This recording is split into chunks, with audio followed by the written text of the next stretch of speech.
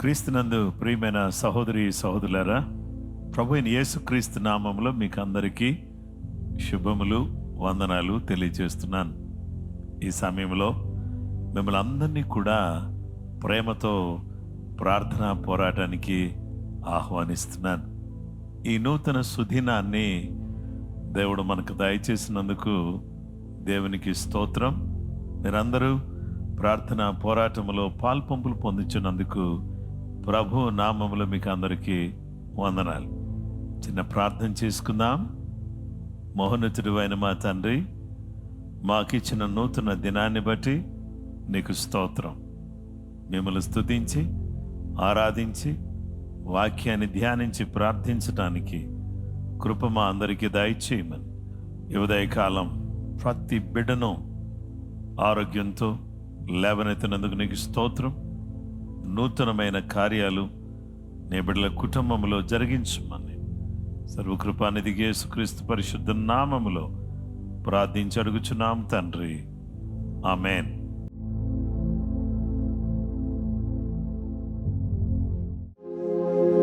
మరణము జయించి తిరిగి లేచితివే, నాకు తోడుగా పరిశుద్ధాత్మనిచ్చితివే. మరణము జయించి తిరిగి లేచితివే, నాకు తోడుగా పరిశుద్ధాత్మనిచ్చితివే. అపూర్వ ప్రేమకై నే సాక్షినై నిలిచెదను, బోధిగంతము వరకు నీ ప్రకటించెదను దేవా. అపూర్వ ప్రేమకై నే సాక్షినై నిలిచెదను, బోధిగంతము వరకు నీ ప్రకటించెదను. నా జీవం నా సర్వం నీవే దేవా. నా జీవం నా సర్వం నీవే దేవా. నా కొరకే బలి అయిన గొర్రె పిల్ల, నా కొరకే రానున్న ఓ మెస్సయ్యా. నా కొరకే బలి అయిన గొర్రె పిల్ల, నా కొరకే రానున్న ఓ మెస్సయ్యా. నా జీవం నా సర్వం నీవే దేవా. నా జీవం నా సర్వం నీవే దేవా.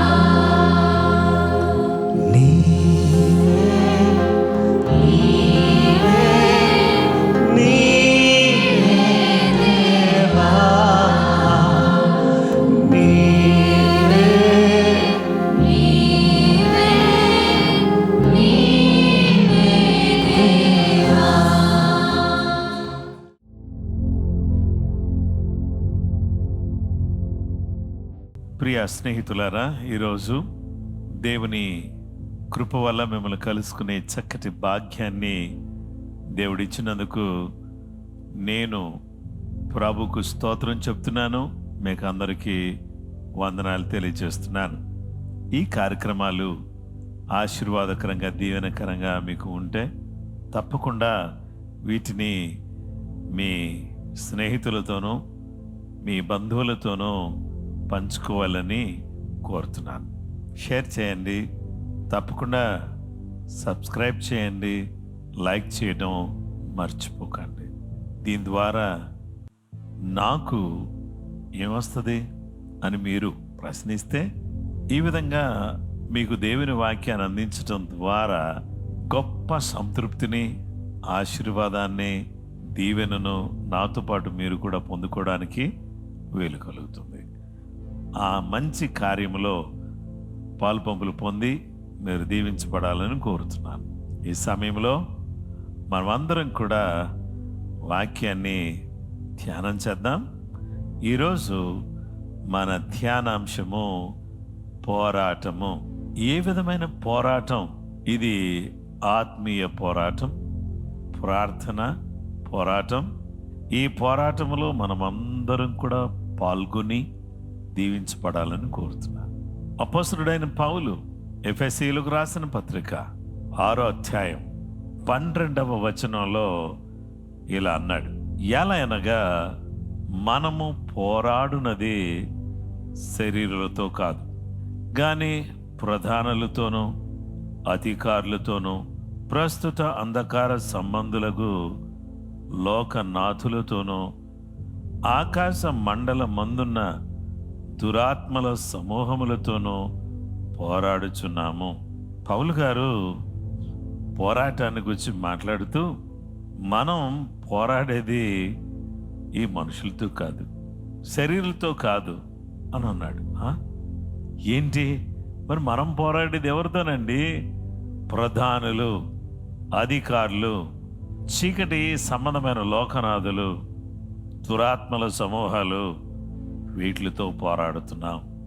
ఈ పోరాటానికి మనకి సామగ్రి కావాలి అని ఆ సామగ్రిని గురించి చెబుతూ, తుదకు ప్రభు యొక్క మహాశక్తిని బట్టి మీరు బలంగా ఉండండి, అపవాది తంత్రములను ఎదిరించడానికి మీరు శక్తిమంతులు అయ్యేటట్లు దేవుడిచ్చే సర్వాంగ కవచాన్ని మీరు ధరించుకోండి అని చెప్పి, ఆ సర్వాంగ కవచం ఏంటి? ఎఫెసీ 6:13లో, అందుచేతను మీరు ఆపద్దినమందు వారిని ఎదిరించుటకును సమస్తము నెరవేర్చిన వారై నిలువబడ్డుకును శక్తిమంతునగునట్లు దేవుడిచ్చు సర్వాంగ కవచము ధరించుకునండి. 14వ వచనం, ఎలాగనగా మీ నడుమునకు సత్యమని దట్టి కట్టుకొని నీతి అను మైమరువు తొడుక్కొని పాదములకు సమాధాన సువార్త వలననైన సిద్ధ మనసును జోడు తొడుగుకొని నిలవబడి, ఇవన్నీ గాక విశ్వాసం అని డాలు పట్టుకునుడి, దానితో మీరు దుష్టిని అగ్ని బాణములన్నిటినీ ఆర్పుటకు శక్తిమంతులగుదురు. మరియు రక్షణీయ శిరస్త్రాణమును దేవుని వాక్యమును ఆత్మ ఖడ్గమును ధరించుకునుడి. ఆత్మ వలన ప్రతి సమయమునందును ప్రతి విధమైన ప్రార్థన విజ్ఞాపనము చేయొచ్చు. ఆ విషయమై సమస్త పరిశుద్ధుల నిమిత్తమును పూర్ణమైన పట్టుదలతో విజ్ఞాపన చేయొచ్చు మలుకుగా ఉండుడి. ఇక్కడ మీ పోరాటానికి, మన పోరాటానికి ఏం కావాలి అనే విషయాలన్నీ కూడా సుస్పష్టంగా ఇక్కడ పౌలు గారు చెబుతూ వచ్చారు. నేను ఈరోజు మీకు పాత నిబంధన గ్రంథంలో ఒక వ్యక్తిని, క్రొత్త నిబంధనలో ఇద్దరిని నేను చూపించాలని కోరుతున్నాను. పాత నిబంధనలో ఉన్నటువంటి వ్యక్తి యాకోబు. యాకోబు ఎబ్బోకు రేవు దగ్గర అతడు జీవము గల దేవునితో పెనుగులాడి పోరాడి కన్నీరు విడిచి మగసిరి కలిగిన వాడై దేవుని సన్నిధిలో నన్ను ఆశీర్వదించితేనే గాని నేను నిన్ను విడవను అని చెప్పి దేవుని యొక్క దివ్యమైన ఆశీర్వాదాలు, దీవెనలు పొందుకోవడానికి సాహసించి సర్వశక్తి కలిగినటువంటి దేవునితో పెనుగులాడి అతడు, దేవా నీవు నన్ను ఆశీర్వదించితేనే తప్ప నిన్ను పోనీయను అని చెప్పి దేవుని సన్నిధిలో పెనుగులాడి యాకోబుగా ఉన్నటువంటి వాడు ఇశ్రాయేలుగా మార్చబడి మోసగాడు దేవుని కుమారుడుగా, యువరాజుగా, రాజకుమారుడుగా తీర్చిదిద్దబడిన వాడై తన జీవితంలో దేవుడిచ్చిన ఆశీర్వాదాలతో తాను తన గర్భములో నుండి వచ్చిన 12 మంది 12 గోత్రాలుగా తీర్చిదిద్దబడి ఇశ్రాయేలుగా వారందరూ కూడా ఆవిర్భవించబడి దేవుడు అనుగ్రహించిన దివ్యమైన శక్తివంతమైన ఆశీర్వాదాలన్నిటినీ కూడగట్టుకుని దేవుని కృప ద్వారా ఈరోజు వరకు కూడా వారు చక్కగా విస్తరించగలుగుతున్నారు, ప్రపంచాన్ని శాసించగలుగుతున్నారు. ప్రభు ఆశీర్వాదం కలిగిన ప్రజలుగా మన కళ్ళ ముందు కనిపిస్తున్నారు. పోరాడేవాడు గెలుస్తాడు, పోరాడేవాడు జయిస్తాడు, పోరాడేవాడు దీవించబడతాడు, పోరాడేవాడు పైకొస్తాడు, పోరాడేవాడు అభివృద్ధి చెందుతాడు. అదే జరిగింది యాకోబు జీవితంలో. మన జీవితంలో కూడా పోరాటం అనేదే మన అభ్యున్నతికి ఆశీర్వాదానికి మూలం. ఇక రెండో వ్యక్తి యేసు ప్రభువారు. హెబ్రీయులకు రాసిన పత్రిక 5వ అధ్యాయం 7వ వచనం, శరీరధారి అయి ఉన్న దినములలో మహా రోదనముతోనూ కన్నీళ్లతోనూ తన్ను మరణము నుండి రక్షింపగలవానికి ప్రార్థనలను యాచనలను సమర్పించి భయభక్తులు కలిగి ఉన్నందున ఆయన అంగీకరింపబడెను. ఈరోజు యేసుక్రీస్తు ప్రభు వారి పోరాటం ఎలాగా? అపవాదితో పోరాటం. ఆయన పోరాటంలో ఆయన ఏం ఉపయోగించాడు? కత్తిని ఉపయోగించలేదు. ఆయన పోరాటంలో ఈటలను ఉపయోగించలేదు. ఏ విధమైనటువంటి మారణ ఆయుధాలను యేసుక్రీస్తు ప్రభువారు ఉపయోగించలేదు. తన పోరాటం అంతట్లో ఈ వాక్యాన్ని ఉపయోగించాడు. మనకు కూడా పోరాటాలు ఎదురైనప్పుడు మనం ఉపయోగించాల్సింది వాక్యం. ఎప్పుడైతే వాక్యాన్ని ఉపయోగిస్తామో మనకు విజయాన్ని ఇస్తుంది. యేసు ప్రభువారు వాక్యాన్ని ఉపయోగించడం అనేది గొప్ప విషయం. కానీ సాతాను కూడా వాక్యాన్ని ఉపయోగించింది.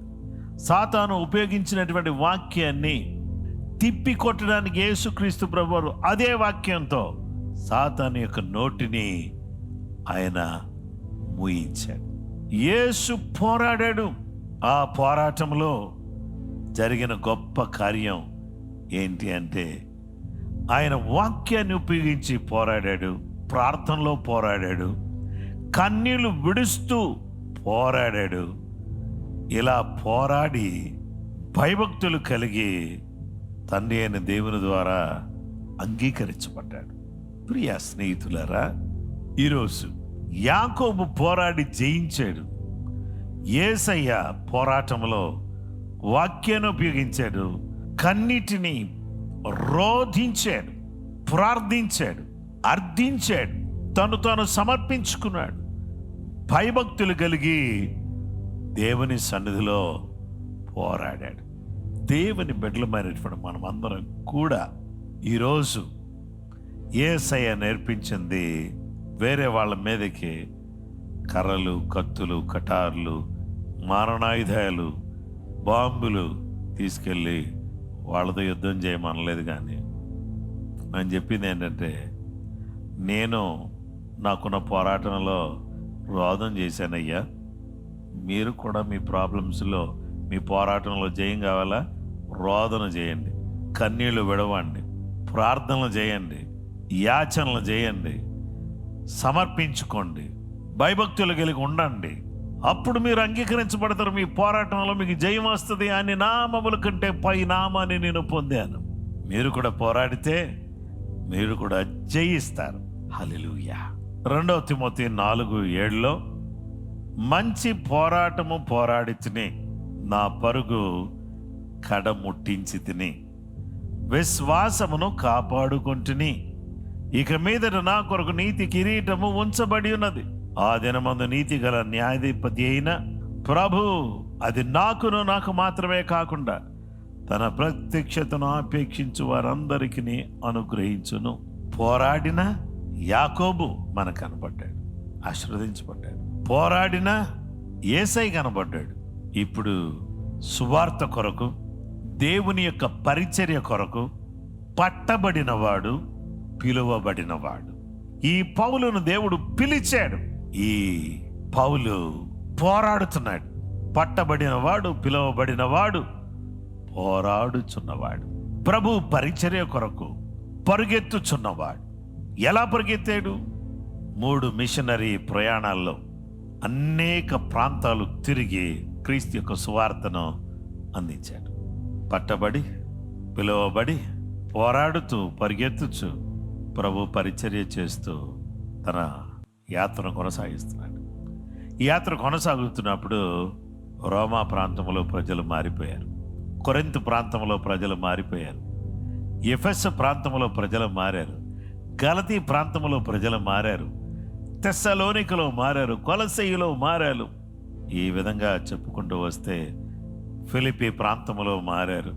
ఈ సువార్త పౌలు ఎక్కడికి మోసుకుని వెళితే ఆ గ్రామాలు, ఆ పట్టణాలు, ఆ ప్రజలు అద్భుతమైనటువంటి మార్పు వాళ్ళలో చోటు చేసుకుంది. దయ్యాలు వెళ్ళిపోయినాయి. రోగులు బాగుపడ్డారు. ఆత్మ సంబంధమైన జ్ఞానం కలిగిన వారుగా తీర్చిదిద్దబడ్డారు. అద్భుత కార్యాలు జరిగినాయి. పోరాటాన్ని కొనసాగిస్తున్నాడు. పరుగును కడముట్టించారు. పోరాటం పౌలుకు కిరీటం ఇచ్చింది. పోరాటం యేసయ్యకు అని నామముల కంటే ఉన్నతమైన నామాన్ని ఇచ్చింది. పోరాటం యాకోబుకు ఆశీర్వాదాన్ని, తరతరములు నిలిచే ఆశీర్వాదాన్ని ఇచ్చింది. ఈ ప్రార్థన పోరాటంలో ఈరోజు మనమందరం కూడా కూడి ఉన్నాం.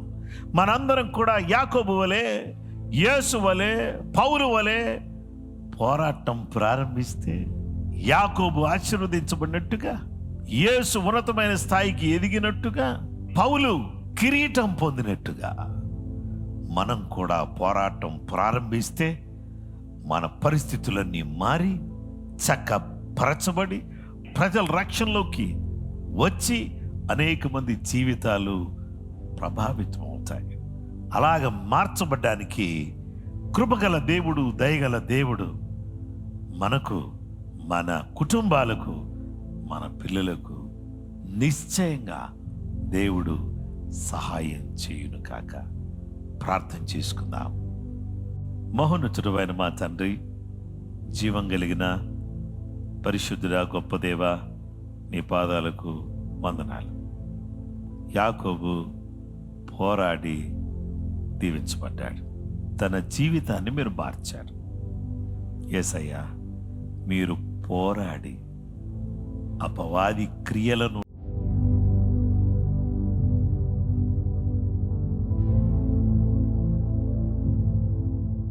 లయపరిచారు. సిలువలో వేలాడి రక్తం కార్చి పోరాడి సాతాను తలను చితకు త్రొక్కారు. పౌలు గారు పోరాడి అనేక ఆత్మలను రక్షణలోకి నడిపించి, పరుగుతో ముట్టించి, నీవు అనుగ్రహించే నీతి కిరీటాన్ని అతడు పొందే కృప ఇచ్చారు. యాకోబును, యేసయ్య మిమ్మల్ని, పౌలును ముందు పెట్టుకుని మేము కూడా పోరాడి, మేము కూడా దీవించబడటానికి, ఆశీర్వదించబడటానికి కృప మా అందరికీ దయచేయండి. బలహీనులను బలపరచండి. అనారోగ్యంతో బాధపడుతున్న వారికి స్వస్థతను చేకూర్చండి. అద్భుత ఆశ్చర్య కార్యాలు జరిగించండి. నిశ్చయముగా మా ప్రభువా, ఇక్కడున్న మీ బిడ్డలందరినీ దీవించండి. ఈ ఉదయకాలం ప్రార్థనా పోరాటంలో పాల్పంపులు పొందుచున్న వారిని మీరు నూరంతలుగా ఆశీర్వదించండి. అందరి హృదయాలు ఎరిగిన దేవా, ప్రతి వారి అవసరత ఎరిగిన వాడా, అద్భుత ఆశ్చర్య కార్యాలు జరిగించి నీ నామాన్ని హెచ్చించుకోమని క్రీస్తు యేసు పరిశుద్ధ నామములో ప్రార్థించి వేడుకొంచున్నామా పరలోకపు తండ్రి, ఆమేన్. క్రీస్తునందు ప్రియమైన స్నేహితులారా, ప్రభు మిమ్ములను, మీ కుటుంబాలను సమృద్ధిగా ఆశీర్వదించునుగాక. ప్రభు కృపను పొంది పోరాటము సలుపుదుముగాక. కృప మీకు తోడైననుగాక. అందరికీ ప్రైజ్ ది లార్డ్.